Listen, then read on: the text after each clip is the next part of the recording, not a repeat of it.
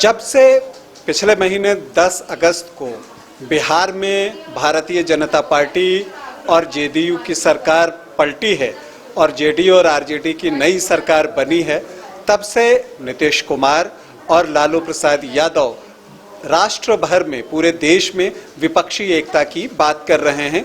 नेताओं से जाकर मिल रहे हैं, बड़े बड़े नेता जो राष्ट्रीय नेता हैं उनसे जाकर मुलाकात कर रहे हैं और विपक्षी एकता की बात कर रहे हैं। इसी कड़ी में कल उनकी मुलाकात जो है सोनिया गांधी के साथ हुई और वहां पर उन्होंने उनसे जो मुलाकात की है, जो बातचीत हुई है, उसके क्या मायने हैं, इस विषय पर बातचीत करने के लिए हमारे साथ हैं हमारे एग्जीक्यूटिव एडिटर शैलेंद्र जी। शैलेंद्र जी, क्या लगता है इसका राजनीतिक निहितार्थ निकालें अगर कि लालू और नीतीश की एक साथ जाते हैं मिलने सोनिया गांधी से, तो इसका कितना महत्व है? इसका कंक्रीट महत्व तो मुझे कुछ दिख नहीं रहा है, फिलहाल नहीं दिख रहा है। हाँ, इसका एक महत्व ये है कि एक ये मैसेज देने की कोशिश कर रहे हैं कि बीजेपी के को रोकने के लिए हम सब एक प्लेटफॉर्म पे आ रहे हैं। लेकिन कल की बैठक का जहाँ तक सवाल है, सोनिया गांधी से इनकी मुलाकात तो हुई, लेकिन ये भी कहा जा रहा है कि मुलाकात महज 20 मिनटों तक चली है। और उससे भी बड़ी बात यह है कि सोनिया गांधी के साथ मुलाकात की इनकी तस्वीर किसी ने जारी नहीं की है। इससे पहले राहुल गांधी से इनकी मुलाकात हुई थी जो तकरीबन 40 मिनट चली थी, तो राहुल गांधी की ओर से तो नहीं, लेकिन नीतीश कुमार की ओर से वो तस्वीर जारी कर दी गई थी।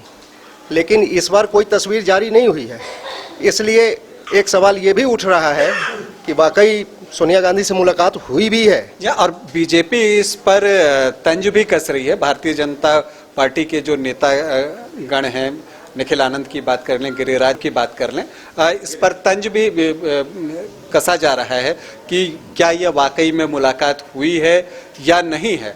हालांकि जो सोनिया गांधी से बातचीत करने के बाद जब लालू प्रसाद यादव और नीतीश कुमार बाहर आए तो मीडिया ने उन दोनों को घेर लिया था और कुछ कहने के लिए कहा, तो उस वक्त जो बातें निकलकर सामने आई, नीतीश जी ने पहले कहा, फिर बाद में लालू यादव भी मीडिया से मुखातिब हुए, तो वहां पर उन्होंने ये बात कही कि बीजेपी को हटाना है तो सबको एकजुट होना पड़ेगा। और नीतीश जी ने यहाँ तक कहा कि सोनिया जी ने कहा कि अभी उनके यहाँ अध्यक्ष पद का चुनाव है, तो 10-15 दिनों तक वो इसमें रहेंगी, तो उसके बाद फिर आप सबसे मिलते हैं, तब फिर बातचीत होगी।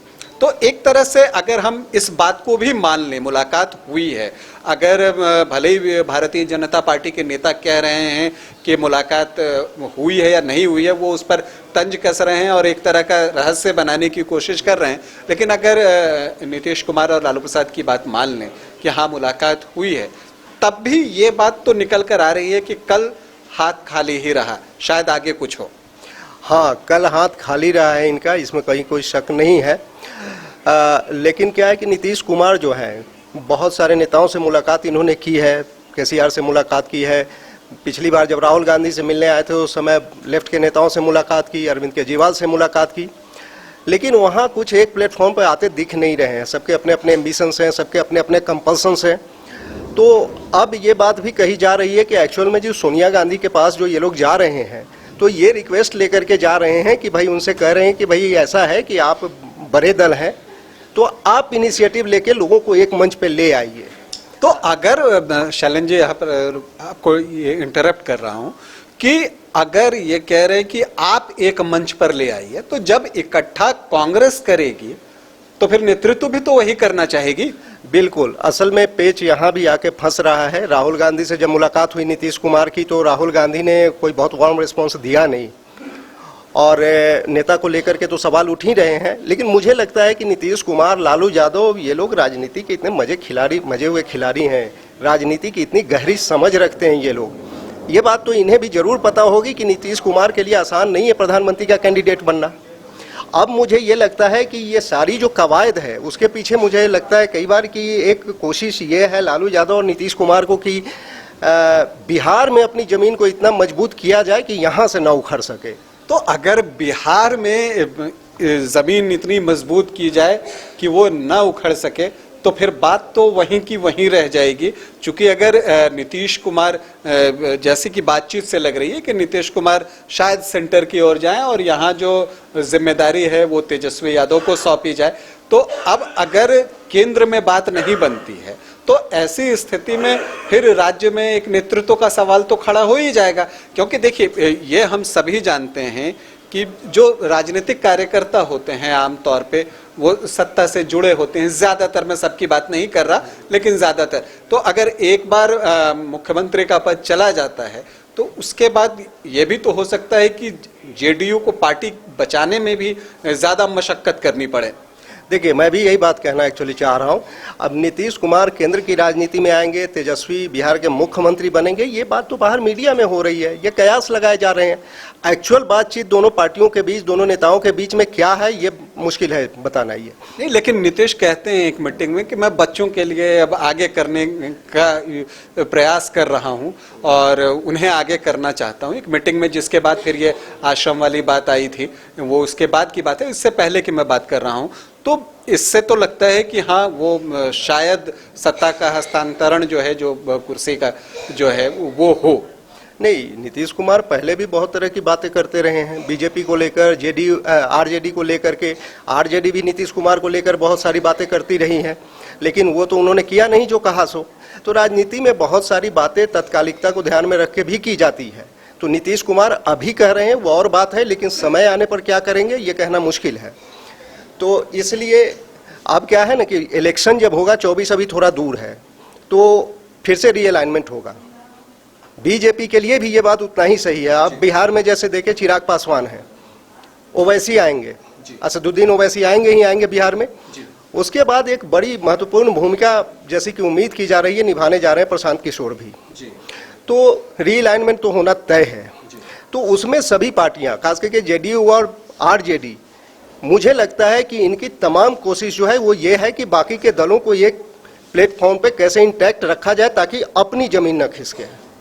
तो प्रयास यही है कि अपनी जमीन न खिसके। अगर हम गठबंधन दलों की बात करें, और जब मैं गठबंधन दल की बात कर रहा हूं तो मैं आरजेडी और जेडीयू के गठबंधन की बात कर रहा हूं, जो बिहार में नए साझेदार बने हैं। सरकार चल रही है, 1 महीने से ज़्यादा का समय हो गया इस नई सरकार का, और अभी जो दिख रहा है और जो प्रयास दिख रहा है वो ये दिख रहा है कि नीतीश कुमार, अब साथ में लालू यादव भी दिख रहे हैं, जो ये कोशिश कर रहे हैं कि राष्ट्रीय स्तर पर विपक्ष के बीच एक सामंजस्य हो और फिर एक विपक्ष इकट्ठा होकर, चूंकि नीतीश कुमार जब भी बात करते हैं तो वो तीसरे फ्रंट की बात नहीं करते हैं, मेन फ्रंट की बात करते हैं। तो एक सवाल मैं क्लोज करने जा रहा था, लेकिन ये सवाल मुझे फिर से मेरे जहन में आ रहा है कि वो कह रहे हैं कि हम मेन फ्रंट की बात कर रहे हैं, कोई तीसरा फ्रंट नहीं, मतलब वो पूरे विपक्ष की एकता की बात कर रहे हैं।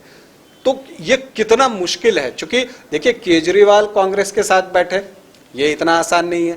शिरोमणि अकाली दल, जिनकी की अदावत कांग्रेस से बहुत पुरानी है, वो साथ में आए, ये भी नहीं दिखता है आसान। केसीआर के लिए ही कांग्रेस के साथ जाना मुश्किल है। तो ममता बनर्जी की अपनी बातचीत होती है और उनका अपना से होता है। तो ऐसी स्थिति में ये कितना मुश्किल काम है। नहीं, अभी तो ये बहुत मुश्किल काम है, और अभी जो ये कोशिश कर रहे हैं ये तो बहुत शुरुआती कोशिश है। अभी ये इनको ऐसी बहुत सारी कोशिशें आगे हमें देखने को मिलेगा कि ये करेंगे कि ये एक प्लेटफॉर्म पे सारे लोगों को लाया जाए। अभी तत्कालिक सफलता इसलिए भी नहीं मिल रही है कि सबके अपने अपने हित है, सबके अपने अपने कंपल्सन है, सब क्षेत्रीय दल हैं, तो कोई भी अपना क्षेत्र छोड़ना, कोई भी क्षेत्र अपना क्षेत्र छोड़ना नहीं चाह रहा है।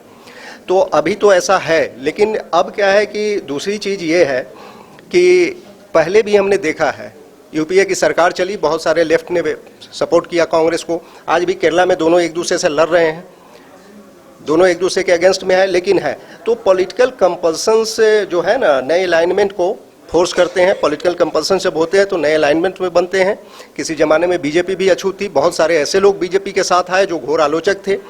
तो कांग्रेस का थोड़ा कमज़ोर रहना मुझे लगता है कि बाकी के दलों के लिए, खास नीतीश कुमार और लालू यादव को ये उम्मीद की किरण दिखा रहा है कि क्योंकि कांग्रेस उतनी मजबूत नहीं है, इसलिए किसी हद तक बीजेपी को रोकने के लिए, और दूसरी चीज़ है कि बीजेपी को रोकने के लिए तैयार हो सकती है।